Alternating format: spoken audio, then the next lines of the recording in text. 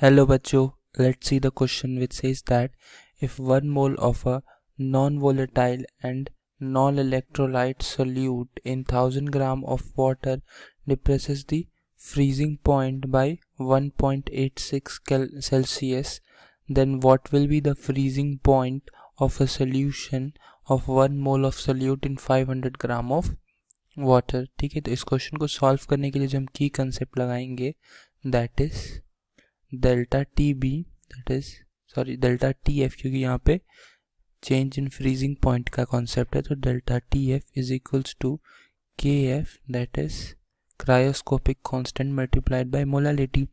और क्योंकि दोनों सोल्यूशन में वाटर ही हमारे पास सॉल्वेंट है, तो हम डायरेक्टली लिख सकते हैं कि delta T F is directly proportional to molality, और फिर हम उसे कंपेयर कर लेंगे। तो जो फर्स्ट केस है उसमें अगर हमने निकाले, जो M1 है उसमें जो मोल्स दिए हुए हैं वो कितना होता है, हम जानते हैं कि मोलालिटी क्या होता है, moles of upon mass of solvent in KG, mass of solvent in KG. हम पहला केस देखें तो उसमें मोल्स कितने नॉन वोलेटाइल 1, और मास क्या दिया हुआ है वाटर का 100 ग्राम। तो 100 ग्राम को हम लोग क्या लिखेंगे, 1 kg लिखेंगे। तो फर्स्ट केस में जो मोलालिटी आया वो आया 1।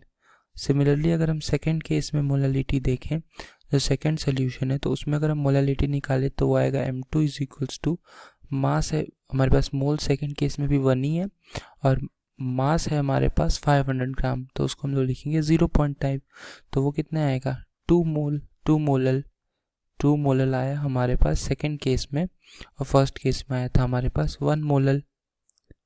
ओके, अब हम दोनों को अगर कंपेयर करें तो हम ऐसा लिख सकते हैं delta T F 1 upon delta T F 2 is equals to M1 upon M2, क्योंकि दोनों केस में क्या है के एफ सेम और वो दोनों कट जाएंगे। तो जो फर्स्ट केस में जो डेल्टा टी एफ आया था 1.686, और हमें सेकेंड केस का फ्रीजिंग पॉइंट निकालना है।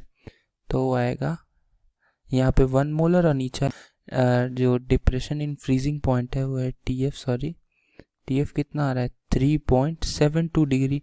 अब हमें समझना पड़ेगा कि ये क्या है, डिप्रेशन फ्रीजिंग पॉइंट है।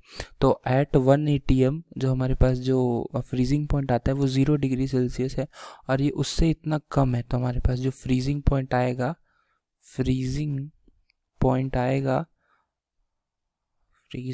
That is minus 3.72 degree Celsius. This is the answer of the question. So D option will be the correct answer of the question. Hope you understood it well. All the best.